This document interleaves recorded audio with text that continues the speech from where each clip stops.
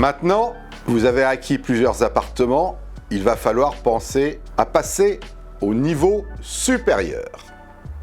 Vous avez déjà emprunté et donc acheté pour plus de 600 000 €.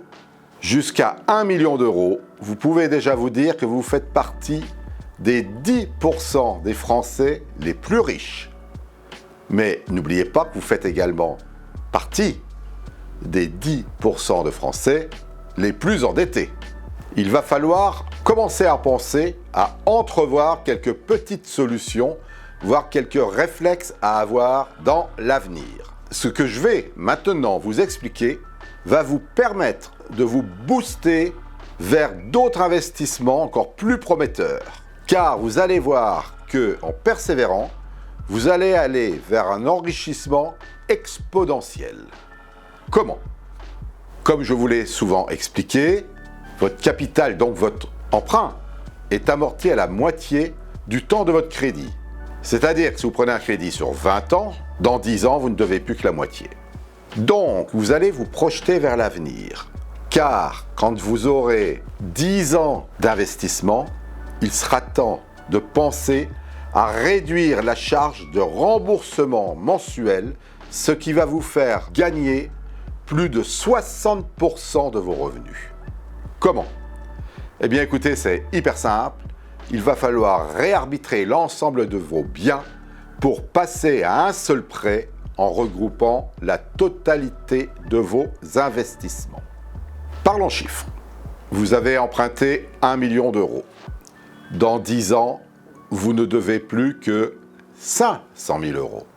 Si vous réorganisez vos prêts sur une longueur de 20 voire 25 ans, ce dans 10 ans, en prenant un seul prêt après avoir tout regroupé, eh bien vous payerez plus que la moitié des remboursements. Même beaucoup moins en prenant sur 25 ans, 40%. C'est-à-dire qu'au lieu de rembourser, par exemple, 5 000 € par mois, vous rembourserez plus que 2 000 et quelques euros par mois. Vous voyez la différence. À ce moment-là, vous pouvez même vous dire que vous avez déjà atteint une certaine indépendance financière. Mais pour moi, ce n'est pas suffisant. Dans le laps de temps entre la constitution de votre patrimoine à 1 million d'euros, vous aurez mis 2 ans, 3 ans à peu près. Il va vous rester 7 ans. C'est dans 7 ans qu'il faudra intervenir. Vous avez donc 7 ans pour investir à fond et démultiplier par 2, par 3, voire par 4 vos investissements passés. Imaginez la somme que cela fait en finale. Vous devez avoir à l'esprit qu'il va falloir toujours réinvestir, trouver des biens, emprunter, faire des travaux et louer afin d'arriver dans 10 ans pour réarbitrer la totalité de votre patrimoine. À ce moment-là, vous aurez gagné. Vous aurez gagné quoi? Vous aurez gagné votre indépendance financière. Tout ça pour vous dire qu'il est bon de l'avoir à l'esprit pour pouvoir vous motiver. Vous savez que vous allez faire ça dans 10 ans. Maintenant, vous savez qu'il va falloir investir pour arriver à cette date pour réarbitrer la totalité de vos prêts afin d'avoir enfin votre liberté de mouvement. D'où l'importance, comme je vous l'ai déjà dit, d'avoir un réseau, d'avoir un vrai réseau qui va vous permettre d'investir pour pouvoir continuer, 1, à trouver les biens, 2, à assurer les travaux en permanence, 3, à avoir un bon notaire qui est rapide, efficace et de bons conseils, et 4, de mettre en place des locataires, là à ce moment-là, avec un gestionnaire qui va vous épauler et qui va vous libérer votre temps. À ce moment-là, quand vous aurez une vingtaine d'appartements, il sera temps de penser à déléguer à une société de gestion, mais aussi peut-être sera-t-il temps de penser à faire votre propre société de travaux, ce afin de pouvoir entretenir vous-même votre patrimoine et de pouvoir faire vous-même le déficit foncier que vous voulez. Rappelez-vous ce que je vous ai dit dans une précédente vidéo, vous devez à la fin de l'année faire vos calculs et vous devez savoir avec le gain que vous avez fait, combien de déficit foncier vous devrez faire pour l'année qui suivra. À ce moment-là, si vous avez votre société de travaux, rien de plus simple, vous allez vous coller au déficit qu'il vous faut en faisant les travaux qu'il faut, en justifiant naturellement les factures du montant qu'il faut afin d'aplanir, d'annuler, d'égaliser votre surface financière, c'est-à-dire dépenses, gains, et vous arrivez à zéro. Et là, vous ne payez plus du tout d'impôts.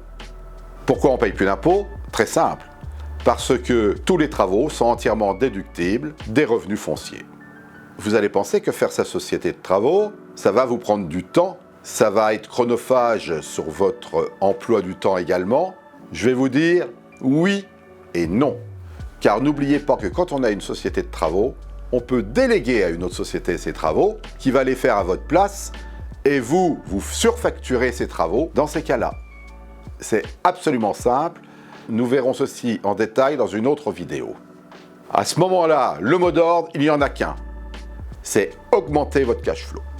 Il faut vous faire une trésorerie pour continuer d'investir. Donc, systématiquement, il faut demander un différé de paiement dans tous vos investissements et ce, sans exception. Et vous verrez que quand vous aurez de l'argent disponible sur vos comptes en banque, votre vie, elle va changer.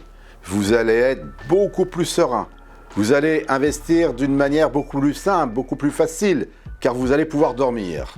N'oubliez pas de voir les subventions également de l'ANA qui peuvent vous apporter un cash flow, car vous empruntez les travaux et en fait, on vous fait un chèque du montant donc de la subvention. Donc c'est hyper sympa, ça vous permet d'ouvrir des comptes d'assurance vie, de tout placer et de montrer à votre banque que vous êtes quelqu'un d'économe et de prévoyant. À titre personnel, au bout de 50 appartements, j'ai fait un regroupement complet de crédits avec une seule banque qui avait étudié mon dossier, qui avait trouvé qu'il était intéressant de m'avoir comme client. N'oubliez pas qu'une banque également, c'est un rapport toujours de commerce entre la banque et vous qui êtes le client. Et donc, ça m'a permis immédiatement de réduire de 60% mes remboursements bancaires.